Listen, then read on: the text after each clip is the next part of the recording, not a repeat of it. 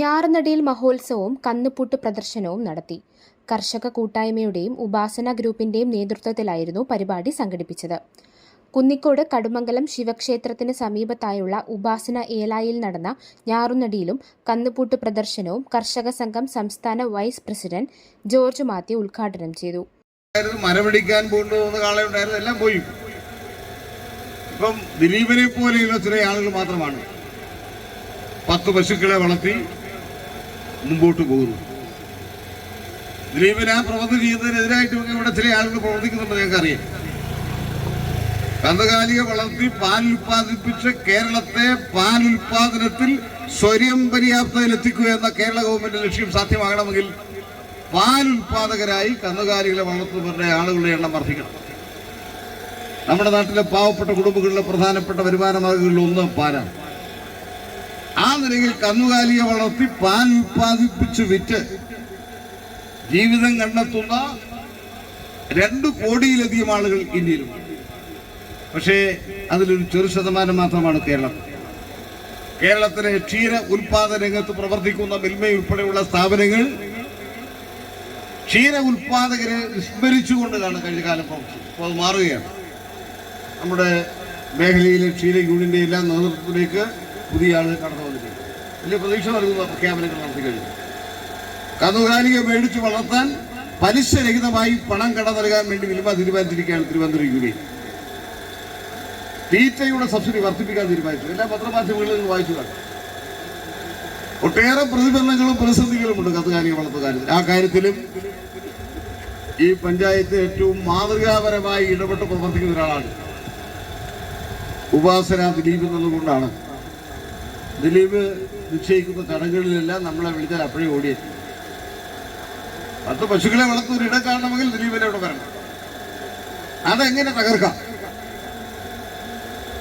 കന്നുകാലിക്ക് പ്രത്യേക രാഷ്ട്രീയമുണ്ടെന്ന് എനിക്ക് തോന്നുന്നു. പശു ഇടതുപക്ഷ മുന്നണിയുടെ പശുവും UDFന്റെ പശുവും BJPയുടെ പശുവും. ദിലീപൻ വളർത്തുന്ന പശുവെല്ലാം ചുവന്ന നിറമുള്ള പശു എന്നാണ് ചില ആൾ കാണുന്നത്. അത് ഈ അടുത്ത കാലത്ത് കട്ടിയുള്ള ചുവപ്പായി, നേരത്തെ ലൈറ്റ് ചുവപ്പായി. അതോടുകൂടി അപകടമാണ്. എങ്ങനെ ദിലീപന്റെ പശുക്കളെയെല്ലാം പശുവിനെ മാതാവായി കാണുന്ന ഒരു പറ്റ ആളുകൾ ഇവിടെ എങ്ങനെ ഇല്ലാതാക്കാമെന്ന് ആലോചിക്കുക. രാഷ്ട്രീയ വൈര്യതിരിയാതര ബുദ്ധിയോടുകൂടി ഈ ഫാമിനെ ഉപാസന എന്ന് പറയുന്ന ദിലീപ് സംഘടിപ്പിക്കുന്ന ഫാം അടച്ചുപൂട്ടാൻ കഴിയുന്ന അവസരമൊരുക്കാൻ വേണ്ടി പലരും പരിശ്രമിക്കുകയാണ്.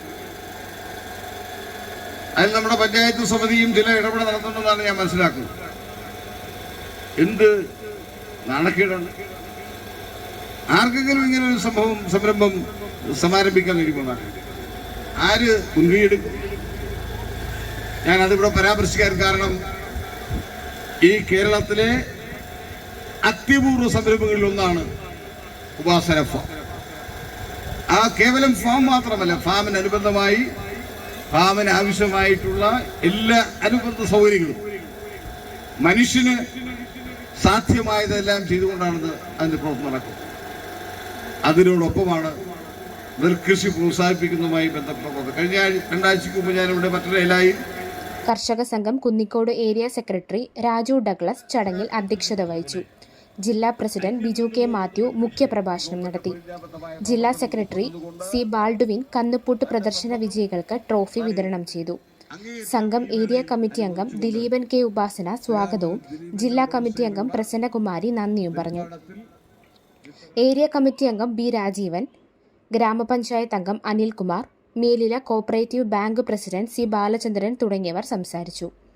10ഓളം ഉരുക്കൾ പങ്കെടുത്ത ചെളിക്കളത്തിലെ വേഗത കന്നുപൂട്ട് പ്രദർശനം കാണികൾക്ക് നവ്യാനുഭൂതി പകർന്നു. കേരളത്തിന്റെ തനത് കലയും കർഷകർക്ക് ആവേശം പകരുന്നതുമായ കന്നുപൂട്ട് ഇന്ന് അന്യം നിന്നപ്പോൾ പുതുജീവൻ പകർന്ന് കർഷകർക്കും പുതുതലമുറയ്ക്കും കാഴ്ചയൊരുക്കിയ ഉപാസന ഗ്രൂപ്പിനെ പങ്കെടുത്തവർ അഭിനന്ദിച്ചു. നിയമത്തിന്റെ നൂലാമാലകൾ പറഞ്ഞ് കേരളത്തിന്റെ വലിയ ഉത്സവമായിരുന്ന മരമടി മത്സരം നടത്താൻ അധികൃതർ ഇടപെടണമെന്ന ആവശ്യവും കർഷകരിൽ ശക്തമാണ്. News bureau, Pathanapuram.